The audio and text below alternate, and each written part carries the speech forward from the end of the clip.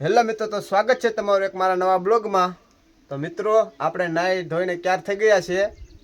આપણે જવાનું છે રામનવમી ઉના. હેલો મિત્રો, તો ફાઇનલી અમે ગાડી લઈને નીકળી ગયા છીએ. જોઈજો. હા, જો સંજયભાઈ ગાડી ડ્રાઇવિંગ કરે છે. ફાઇનલી મિત્રો, આપણે હાઈવે પર ચડી ગયા છે. આ હોટલ છે.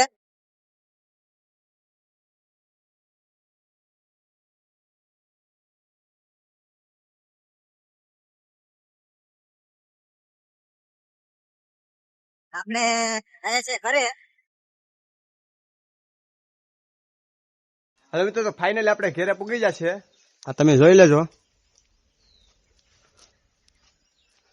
આપણું ઘર છે આ. મિત્રો, સંજયભાઈની ગાડી છે.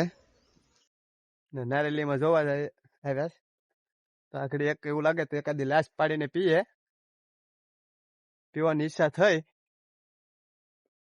પેલા જમરૂખડીમાં જોવા જઈએ. હા જો મિત્રો, આ બીજું ખૂણે મકાન બનાવ્યું હતું. વાવાઝોડામાં પતરા ઉડી ગયેલા છે, પણ એમાં કઈ કેરું નથી. અહીંયા મિત્રો જમરૂખડી છે. આડી એક જમરૂખ હોય તો તમને દેખાડું. હા મિત્રો, જડી ગયું છે જમરૂખ ફાઇનલી. હા જો મિત્રો, તમને દેખાય તો હવે તો ફાઇનલી જમરૂખ ખાવાનું ચાલુ કરી દીધું છે આપણે.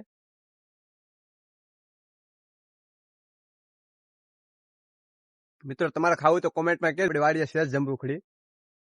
એમાં રીતા પાછા જમરૂખના ફૂલ આવવાનું ચાલુ થઈ ગયું છે. જમરૂખ તો પેટમાં શાંતિ થઈ જાય. એ પણ હું તમને દેખાડું છું, કેમ પાડું છું એ પણ.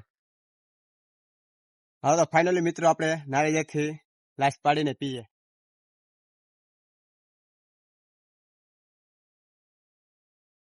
હવે તો ફાઇનલી મિત્રો, આપણે લાશ તોડી. હવે એક લાશ તૂટી ગઈ છે મિત્રો. અહીં તો એક પાડી લઈએ એટલે બે પીવાય.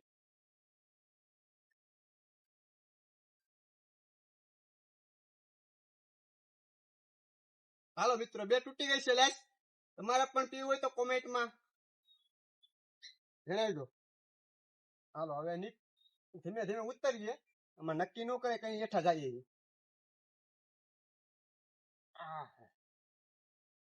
મિત્રો, બે લાશ પાડી લીધી છે.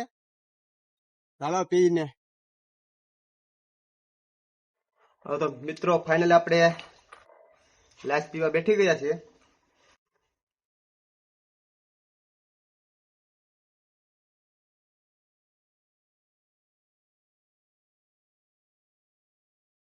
તમારે પણ પીવું હોય તો કોમેન્ટમાં જણાવજો. હેલો મિત્રો, તો તમને મારો બ્લોગ સારો લાગે તો લાઈક, કોમેન્ટ અને સબસ્ક્રાઇબ કરવાનું ભૂલતા નહીં. Bye bye.